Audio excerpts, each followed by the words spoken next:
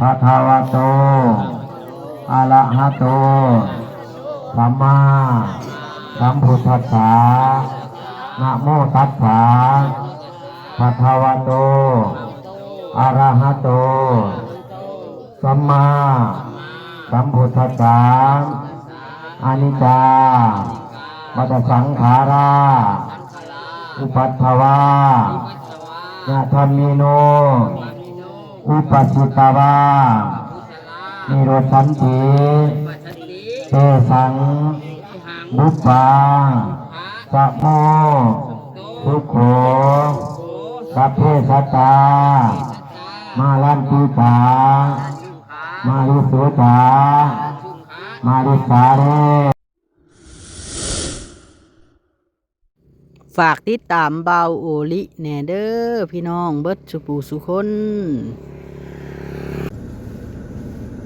สบายดีเด้อพี่น้องเบิดสุปูสุคนเบิดสุหม่องสุบอนพี่น้องเนาะมื้อนี้เบาโอลิก็อยู่ที่เฮือนของป้าวอนพี่น้องเนาะป้าวอนได้เสียชีวิตลงแล้วก็เลยนั่นพี่น้องก็เลยมาปลงศพเพิ่นมื้อนี้เป็นเวลา2 โมงปลายๆแล้วพี่น้องมา2 โมงเกือบ3แล้วเนาะก็คือมื้อนี้พี่น้องเนาะเฮาสิมาปลงศพป้าวอนกันพี่น้องเอ้ยเนาะเว้าเรื่องน้องแต่ก็ยังบ่จบอยู่ FC กันเนาะพี่น้องเนาะพี่น้อง FC ผู้เพิ่นบ่เข้าใจเฮานะยังบ่จบอยู่ดอกพี่น้องว่าเฮานี่ยุแย่แล้วก็ว่าเฮานี่มีหยังก็ไปเล่าสู่ผู้ใหญ่ฟังแบบอยากให้สั่งน้องโอ้ยเบาหลีแฮงบ่เฮ็ดจังซั่นพี่น้องเนาะเบาหลีแฮงอยากถ่ายคลิปน้องเพิ่นอยากให้เพิ่นช่วงงานเนี่ยเฮ็ดอันนั้นนี่ให้เฮ็ดแฮงอยากถ่ายแต่ว่าบัดสุดท้ายมาแล้วนะผู้ใหญ่เพิ่นตัดสินใจไปได้เฮาก็ต้องเข้าร่วมในการตัดสินใจของเพิ่นเห็นบ่พี่น้องที่เบาหลีเว้าทุกอย่างทุกสิ่งนะเบาหลีบ่เคยเว้าเองมีแต่ผู้รักผู้ใหญ่เพิ่นออกคลิปแล้วเพิ่นเว้าเองเบิดเบาหลีบ่ได้แบบว่าเอาแบบว่าเฮาสิเว้าเองทุกอย่างบ่แม่นเฮาให้ผู้ใหญ่เว้าย้อนว่ามันเป็นแบบว่าการตัดสินใจของเพิ่นโดยเฉพาะเพิ่นเว้าเองทุกอย่างเอาพี่น้องเนาะทุกสิ่งทุกอย่างนะเพิ่นเว้าเองว่าแล้วบ่อยากให้ FC นะโจมตีเบ้าลี่ร้ายแล้วเบ้าลี่ยังย้ำอีกคำนึงว่าเบ้าลี่บ่เคยแบบว่าโทรหาน้องแต่จังซั่นจังซี่จักเทื่อตามคำถามที่บ่ถึงว่าถามบ่เคยจักเทื่อบ่เชื่อ FC ก็หานำเบิ่งนั่นคลิปเบ้าลี่โลดแล้วว่าเบ้าโอลิอ้อยขายดินเบ้าลี่น่ะไปขายดินเพิ่นขายดินเขาน่ะ FC เว้าหั่นน่ะเบ้าลี่บ่ได้ไปขายพี่น้องเนาะกับผู้ใหญ่เพิ่นติดต่อกับผู้เพิ่นซื้อน่ะเองเพิ่นขายเองแล้วผู้ใหญ่บอกให้เบ้าลี่ไปรับเงินมาสร้างต่อเบ้าลี่ก็ทำแค่นั้นเนาะเบ้าลี่บ่ได้แม่นว่าสิไปเจ้าไปขาย FC นำเบิ่งโลดว่าเบ้าลี่มีคลิปใดที่เบ้าลี่เจ้าขายดินให้บ่มีเลยแล้วเบ้าลี่ก็บ่มีสิทธิ์ไปขายอีกในเมื่อเบ้าลี่บ่แม่นคนไปซื้อเบ้าลี่บ่แม่นเจ้าของที่ดินเฮาบ่มีสิทธิ์ไปขายมีแต่ผู้รักผู้ใหญ่กับน้องแต่เท่านั้นที่มีสิทธิ์ขายแล้วก็เบ้าลี่บ่ได้มีสิทธิ์ไปเซ็นขายอีกมีแต่น้องแต่เท่านั้นที่สามารถเซ็นแล้วก็ขายได้เนาะเรื่องน้องแต่กับเห็นดีกับผู้รักผู้ใหญ่เบิดกูอ่านแล้วแต่ FC ก็บ่ต้องมาโจมตีเบ้าลี่ว่าเบ้าลี่ไปขายดินแล้วเอากำไรโอ้ยพี่น้องเอ้ยเนาะอย่าสิว่าอย่างชาติเรื่องน้องแต่กับเบ้าลี่นี่เฮาบ่ได้ผิดได้เถียงกันแล้วก็เฮาบ่ได้ผิดได้แม่นกันผู้ใหญ่เพิ่นยกเลิกการช่วยเหลือก็แล้วแต่เพิ่นเฮาก็ต้องเคารพในการตัดสินใจของเพิ่นแต่ว่าเฮากับน้องแต่นี่เฮาก็บ่ได้เครียดได้ให้กันบ่ได้มีปากเสียงมีหยังบาดหมางกันเนาะก็คือต้องเว้าแบบนี้เอาพี่น้องเนาะจังใดก็เว้าลิสิทำหน้าที่ตัวเองให้ดีที่สุดเนาะเฮาก็สิเว้าแบบว่าเว้าเต็มคลิปกับเฮาบ่เว้าดอกเฮาสิอธิบายไปเทื่อละหน่อยแบบนี้พี่น้องเนาะให้มานั่งเต็มคลิปแล้วเว้าเต็มคลิปเฮาก็บ่เว้าดอกอากาศร้อนแฮงแท้40 องศา42ล่ะพี่น้องเอ้ยเนาะแอร์รถก็สิเอาบ่อยู่แล้วตอนนี้ฮะร้อนแห้งอีหลีมีแต่ว่าเบาลี่สิทำภารกิจเป็นสะพานบุญให้แม่กงวาลีกับเอ้ยจูลี่ให้ดีที่สุดแล้วก็ FC หลายคนว่าคือใช่เบาลี่คือบ่ไปใช่ผู้อื่นแบบนี้นะพี่น้องเนาะอันนี้ก็เป็นตัดสินใจของเพิ่นแล้วก็เบาลี่ก็บ่เคยบอกว่ามาใช่ข่อยนี่บ่เฮาบ่เคยเว้ามีแต่ว่าเฮาปฏิบัติตัวใดให้เพิ่นเห็นเองแล้วก็แล้วนะพี่น้องเนาะ ว่าจังซั่นซะเอาโอเคพี่น้องไปเบิ่งเข้าไปพุ่นละไปงานนำกันพุ่นที่พี่น้อง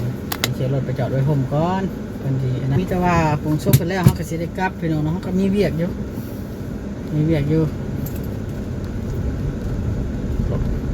รถปัดหัวซ้ำเบาลีก็เลยเอารถไปจอดไว้รถไปเปลี่ยนอย่างว่า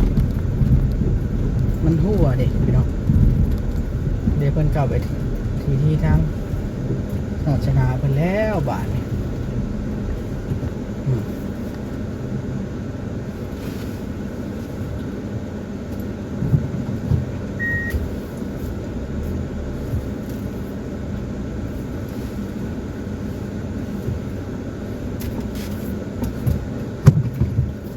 40 องศาโอเคป่ะร้อนแห้งโอ้แต่อากาศร้อนอากาศนะพี่น้องเนาะ40 องศาโอเคเป็นกันมาเลยเป็นมาจะมาทำภารกิจแล้วในตอนนี้เป็นกระเทศกันยังละเด้มาแล้วคนก็น้อยเดียวได้เมื่อคืนนี่เรามาเขตนั่นก็คือคำก็คือเอ้าคนเทศแล้วหรอโอ้เดี๋ยวเจอเนาะห้อนแห้งเขาหากะมาห้อนแห้งสบายดีเด้อจัวสบายดีนี่เป็นลูกไม่เท่าวอนเป็นอะไรเป็นอะไรลูกไม่เท่าวอนหลานเนาะสามองค์หลาน3 องค์ 3 คนอ่อนแห้งลูกเพิ่นผู้นี้ผู้พ่อคนน้อยนะพี่น้องเอ้ยเพิ่นมาอยู่มื้อนั้นก็ได้ฮ้อนบ่จัวนายเจ้าครูบานายโอ้3 โมงเนาะเพิ่นก็ออกเนาะ3 โมงไปมาเด้นอนดอยอยู่ย้ายอยู่แถวเด็กเขาดูงัวมาหากินเราบอกเลยงัวมา หัวงัวมาได้ใช้ เบาเล่ตนาวัดได้เป็นน้ำมันเกินเขาเนาะ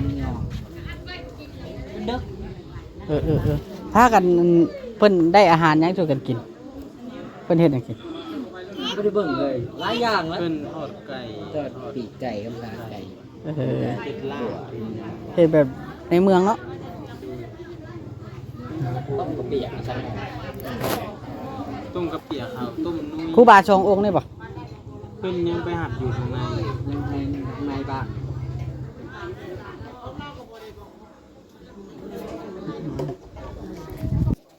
ก็คือสถานนี้นี่ก็คือห้องน้ำที่เฮ็ดให้เราพี่น้องเนาะเฮ็ดห้องน้ำที่เฮ็ดให้เราแต่ว่าบ่แล้วเทื่อสาเหตุที่บ่แล้วก็ย้อนยังใจเย็นอยู่ยังนั้นอยู่อีกสักพักเนาะอีกบ่โดนเพิ่นก็สิอันนั้นเนาะสิย่อหีบย่อลงมาตั้งไว้นี้สิ่งของสิให้เพิ่นก็เอามาป้าไว้นี้อันนี้ก็เป็นสถานที่อันปรงศพแล้วพี่น้องเอ๋ยเนาะนี่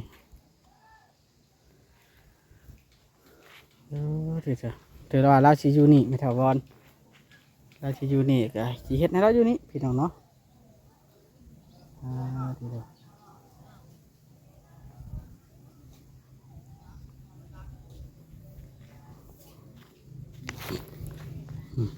ปืนอันนี้ข้าเจ้าเอามาแล้วก็เก็บใส่แถวนี้แน่เนาะพี่น้อง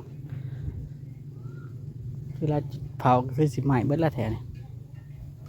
ดินกับดินดูอยู่ดินแล้วเองพี่น้องเนาะการที่ว่าเผาอีกอย่างกับเผาอยู่ดินแล้วเองบ่ได้เผาอยู่บนอื่นประมาณ3 โมงเดี๋ยวนี้กำลัง2 โมงปลายเนาะบ่าวลีก็ต้องนั่งอยู่ห่มท่าทีเดียวสาเหตุที่เพิ่นบ่ไปว่าชานะพี่น้องเนาะเพราะว่าลูกเต้าเพิ่นตัดสินใจเฮ็ดแบบนี้พี่น้องเนาะตัดสินใจเฮ็ดแบบนี้เบิ่งพี่น้องเบิ่งมองก่อน 2 โมง 3 โมงก็ได้นี่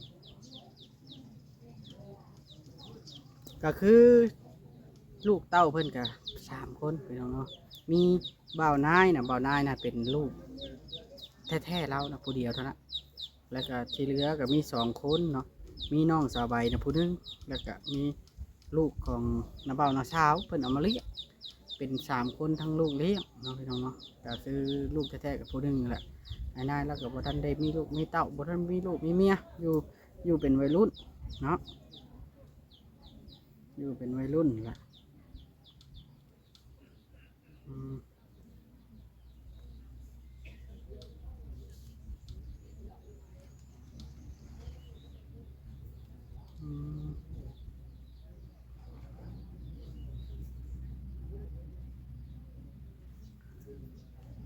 ฮ่าก็คือเพิ่น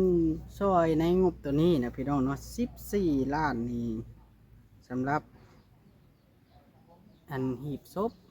สำหรับหีบศพเนาะแล้วก็องค์ประกอบโดยรวมก็คือถ้วยบวงรวงชามต่างๆก็เรื่องแพงก็ถือว่าแพงเติบพี่น้องเนาะแพงเติบอยู่แต่ว่าเฮ็ดอันใดล่ะพี่น้อง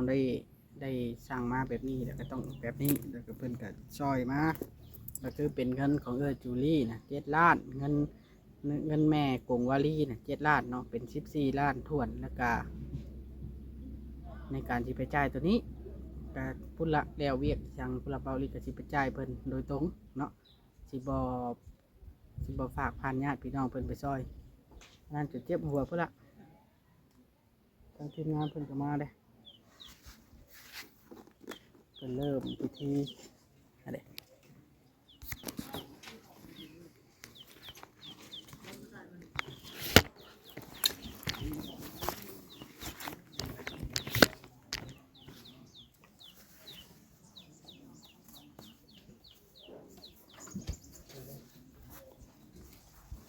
ถือว่าเริ่มพิธีเนาะ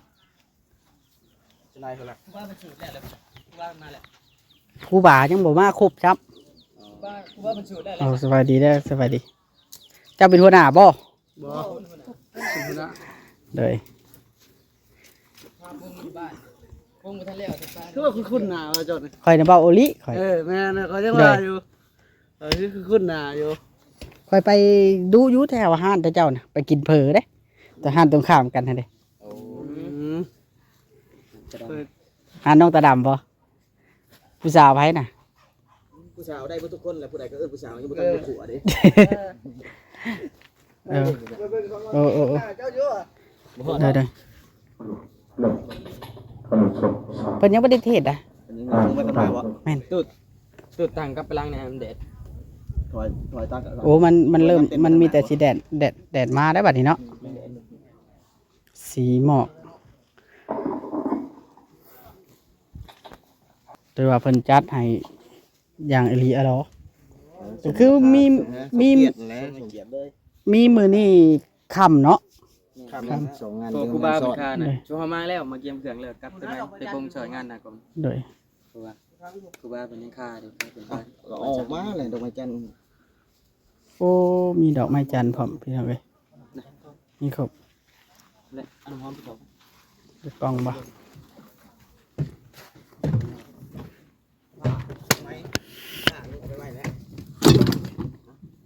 ข้าป้าไว้ในเจ้เว้ยมาก่อนเป็นมันฝั่ง ขออยู่พุ่นนะก็อยู่หันช่างอยู่หันละ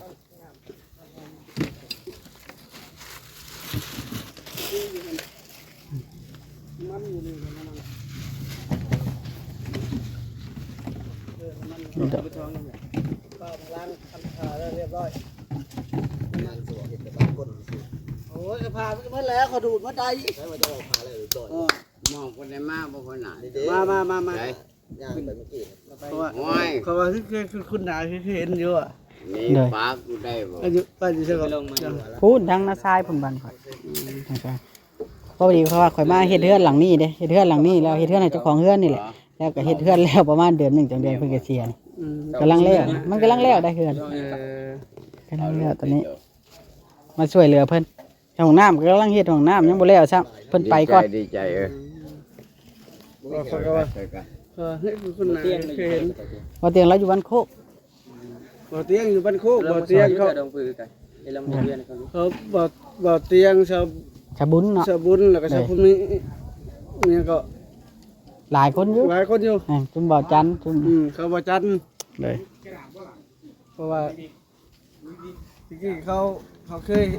เห็นแล้วอยู่กับบ่เตียง พี่น้องเนาะตอนนี้ก็เป็นเวลา4 โมงแรงแล้วพี่น้องเนาะก็เพิ่นก็ได้เอาอันทางด้านน้ำหอมน้ำจันทร์แล้วก็ผ่าบางสกุลแล้วก็มีดอกไม้จันทร์เนาะ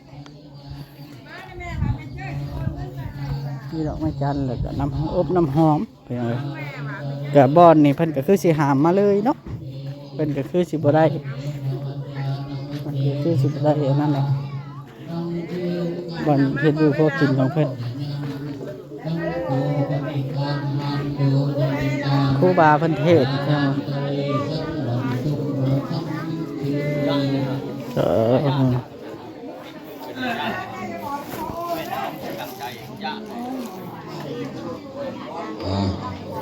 เก็บน้ำมาทำในถาดเด้อมาเด้ออิสิตังปาติตังตุมังกิปะเมวะสมินสตุสัพเพปุเรนตุสังกปะจันโทอันนานาโสยะธามณีโส เบาได้ถ่ายตรงๆบ่ได้เด้อพี่น้องถ่ายเอาหิบมาลงศพเพิ่นบ่ได้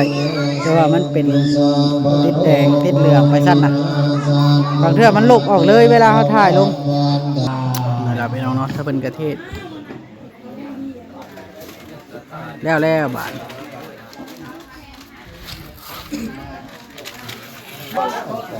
นะใช่เหรอลูกหลานแพ้ดิ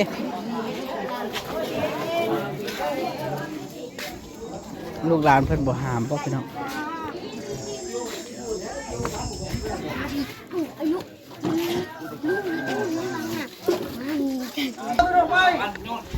พูดเด้อ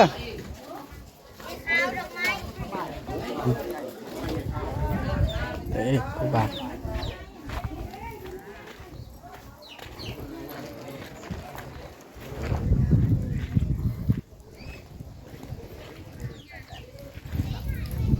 เป็นอยู่ทางนี้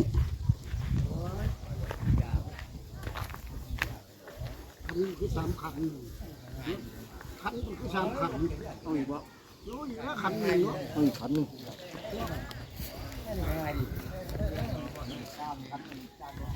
พี่ก็ได้ตีกูแหวนคนนั่งอยู่พี่ง่ายตีบอกว่าลุงแหวนบ่แต่ง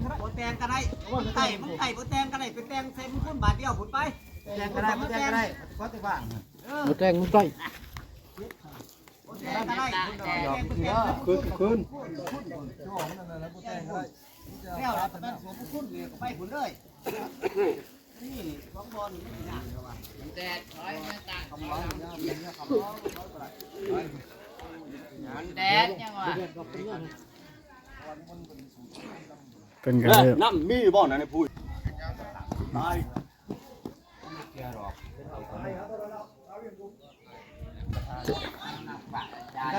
แต่ว่าเพิ่นก็หามมา ถ้าผู้ว่างใกล้จะฝึกกับว่ามันยังไรบ้าง เบาลิบ่ให้เพิ่นเปิดนั่นไปเนาะเพราะว่ามันโศกมันเศร้าหลายแต่ก็เลย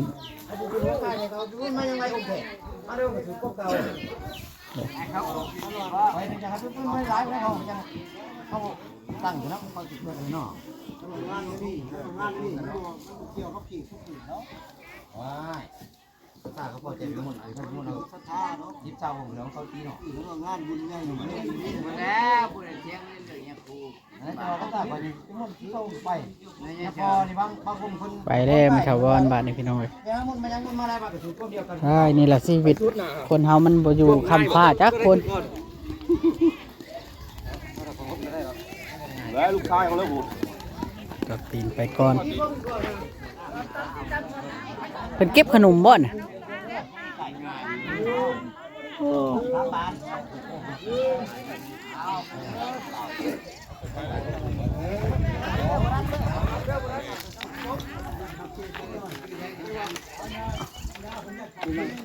แต่ว่าบาทสุดท้ายก็ได้เอาตีนมาก่อน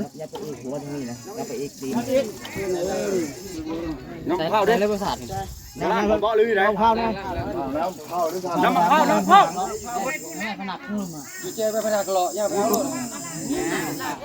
ไปสิล่ะ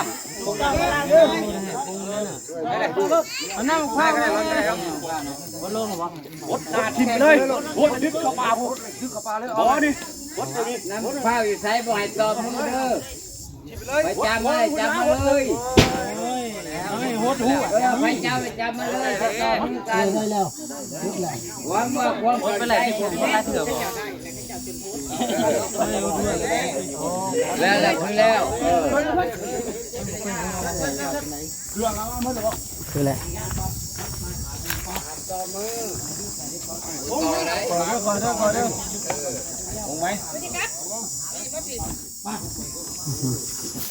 หลายอยู่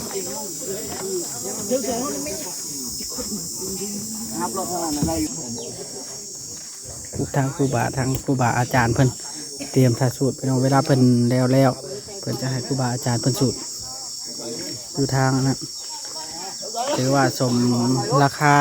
14 ล้านมีพวงมาลามีครบทุกอย่างเนาะถือว่าเผาในสถานที่เพื่อนชานของเราเองเลยในที่ดินของเราเองโดยที่บ่ได้เอาไปปราสาทย้อนการตัดสินใจของลูกของหลานให้แม่อยู่ใกล้ๆแบบนี้ก็ต้องเคารพในลูกในหลานของเพิ่นเนาะพี่น้องเนาะเพราะว่าทางบ้านทางเมืองเพิ่นก็แนวใดก็อนุญาตตามคำขอของลูกเพิ่น น้ำไปขาวตัวนี้ค่ะบริปีเดี๋ยวให้กินเรื่องเล็กไปขาวเปื่อย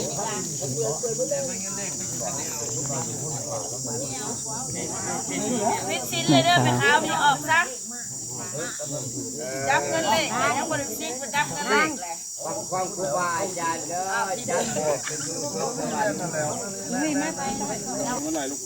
ย่านบ่ย่านมันเงียบตัวเองคนนึงเป็นคนโม่ เอ็งปุ๊บ พากันมาสู่เลยบอลบอลเบิ่งนี่เด้ ได้ก็สบาย ดังนี่ได้สันสีนี่ แม่นแบ่บ่แม่นแบ่หรือหมามันมา บ่เขาพากันมาอยู่นี่เด้ ว่าที่ไม่เท่ากับที่แข็งแห้งปันน่ะ โอ้สันสี เก่งอีหลีไปบอกเลขให้โลดมัน คนสมัยตะกี้สิบ่จักได้จังเดิน เครื่องของใช้เล่าก็แล้วว่าเอามาไว้พี่เบิดเลยแม่นบ่พอเท่าตัวใดที่ให้เล่าหั่นน่ะ ใช่เราก็มาเข้า เอามาคำนี้เบิดลิ้นนี่เด้ อันนี้เนี่ยสันนี่มันอะไรนี่เอาเข้าได้นี่ บ่นคอบ่นอยู่บ่นเช้าหรือว่าจะได้อ่ะ นี่ผู้กี่ย่านอีกแล้ว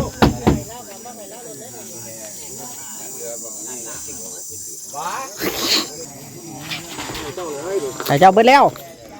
ใช้ส่งเสือแล้วเด้จ้ะเอาบ้านแล้วบ่มามึดให้แล้วมึดเอาให้แล้วเบิดห่วงตัวแล้วแหละ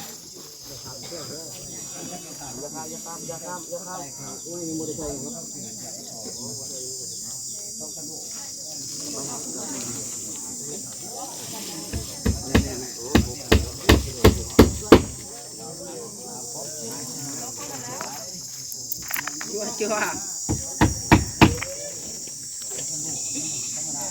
อันนั้นเนี่ยครับตัวคนนั้น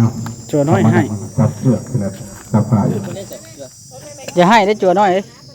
ใครจะให้ ข้างหน้าทีละ อย่าให้เด้อ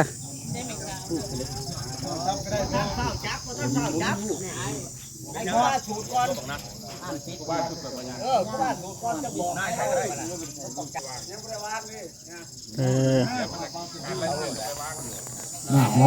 ตัสสะภะคะวะโตอะระหะโตสัมมาสัมพุทธัสสะนะโมตัสสะภะคะวะโตอะระหะโตสัมมาสัมพุทธัสสะตถาคาวิจาราธัมมาอาวิตกาวิจารามตาธัมมาอาวิจารามิโนธัมมานิวัจญกาเทขาธัมมาเทขาธัมมานิวัเทขานาเทขาธัมมาปริตามาตตาธัมมาอัปปมนาธัมมาปริตารมนามหาตตารมนาธัมมาอัปปมนารมนา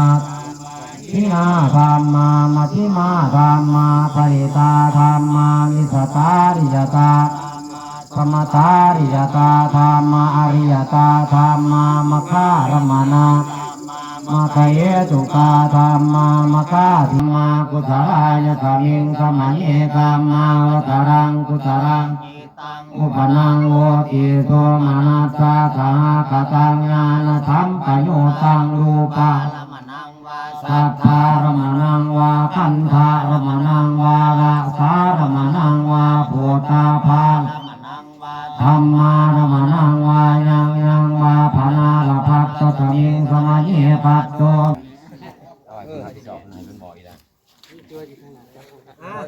ไปสิลูกขึ้นมาลูกขึ้นมาต่อจัวมาเลย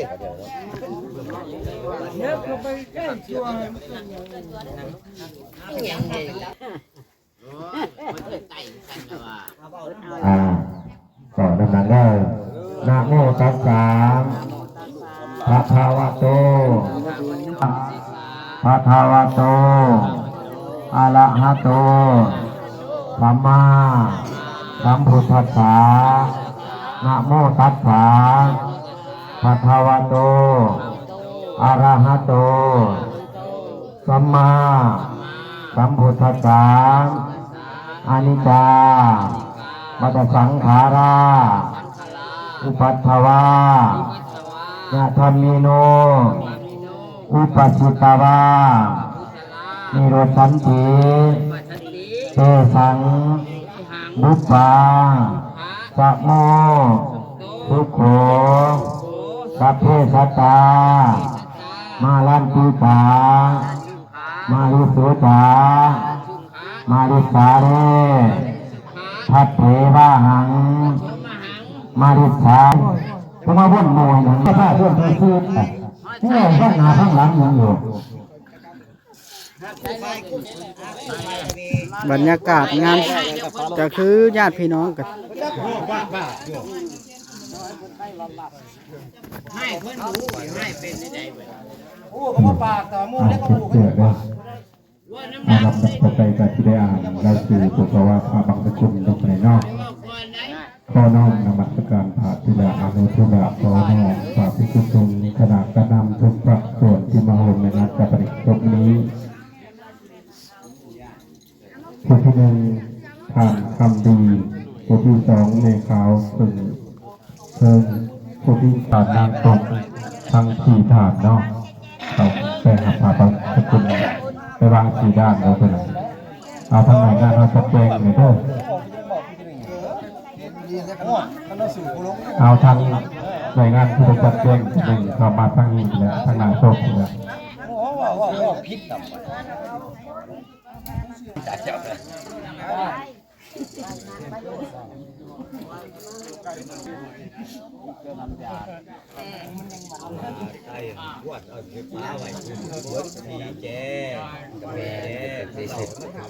ขอจัดเสนอวิธีวางสี่ด้าน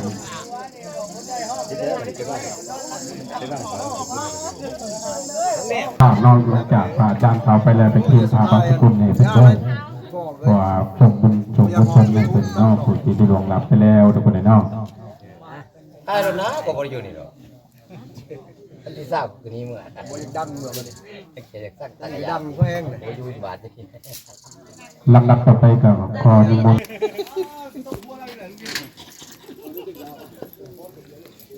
โมสามปานโอกาวินิโมโตสาปาสันตาภาวะจิโตสาภาเวนามาติภาวะสาภิติโยวิวัตสันตุสัพพะโรโควินาสันตุมาเตภาวะโยสุขิติกาโยโก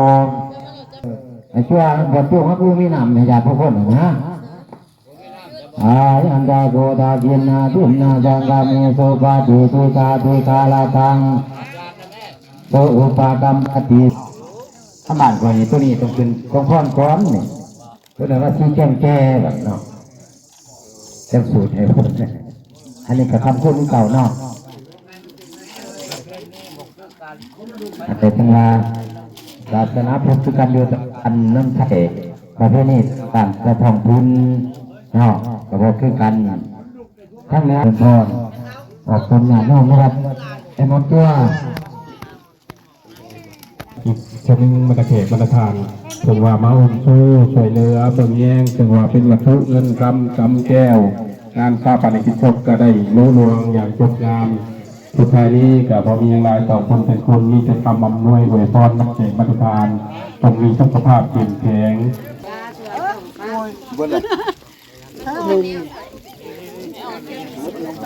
มาส่งเถื่อชุดท้าย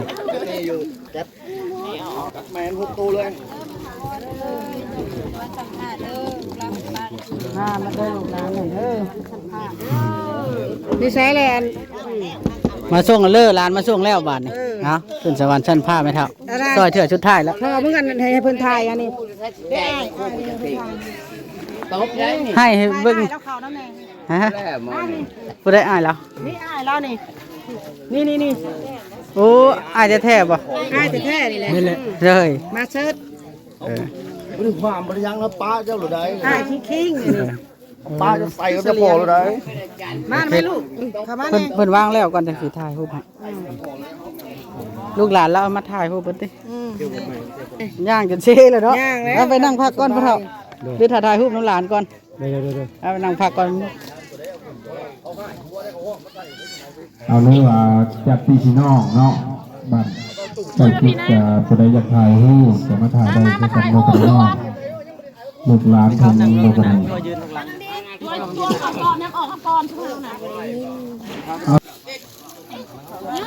สวบได้ไหมแม่ โอ้เมาเลยลืมปวดเฮ้ยเตะปากคนก็ดึงได้อยู่นี่หมอยังมึงเห็นเจ้าโซเวียตคือเจ้าเวียดนามไหน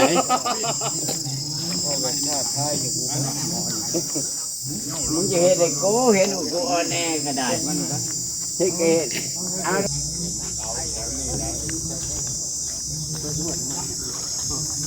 เพิ่นแล้วบ่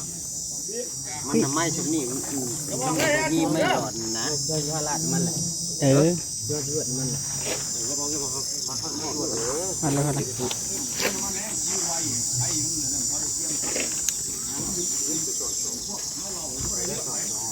เอาออกเด้อไผเมาเหล้านะมันสิไหม้คนเมาเหล้าน้ำนะ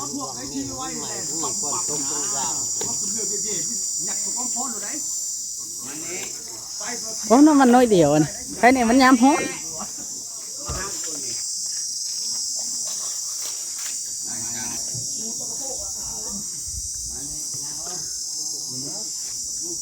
เป็นกำลังอันนั้นพี่น้องเนาะกำลังเตรียมสิจูดบังไฟเนาะจูดบังไฟก่อนมีบังไฟพร้อมเพอราคามันค่อนข้างจะสูงเพิ่นเลยแถมบังไฟจูดขึ้นเสียงดังแตกปอกแปกปอกแปก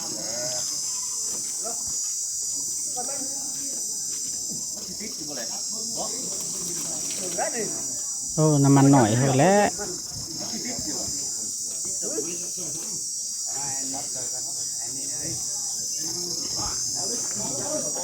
บาลิคิดว่ายันติดเหลืองอยู่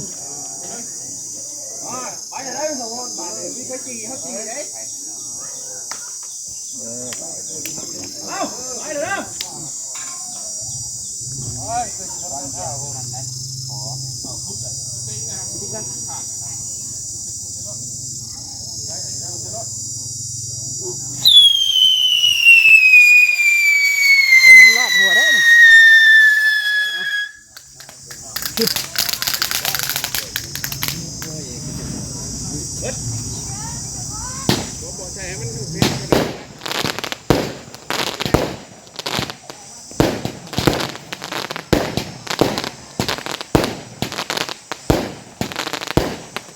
น้ำมันใส่หน่อยโพดเด้อเจ้า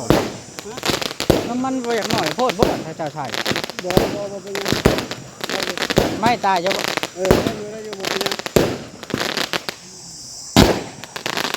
ไปดีเด้อจะเข้าไปดีเด้อถือว่าส่งเถื่อสุดท้ายแล้วหลานมาส่งกันนะ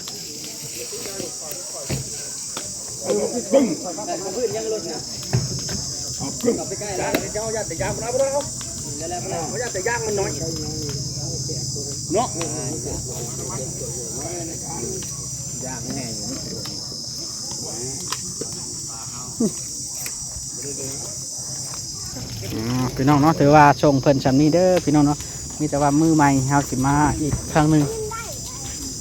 ถือว่ากี่ไร่แล้วบัดนี้ฮะไปหาลี่อยู่รถกี่ไร่เรียบร้อยถือว่าทางพ่อแม่ไอ้น้องกับเบิ้งอันนั้นเนาะสบายดี สบายดี ไปได้กินฮอดแล้วบ่ฮะ ธรรมดา ทำใจบ่ได้บ่ทำใจแล้วเฮ็ดได้ซะ มันนอนเหมือนเนาะ ฮอนมือแล้วสู้ไปแล้วเจ้าผู้ยัง โอ้ย เราไปสบายกว่าเฮาอีก มันไป หายรถมีไฟอดได้ดอกปลาอ่อนเราหายไปแล้วเนาะถือเถอะเนาะ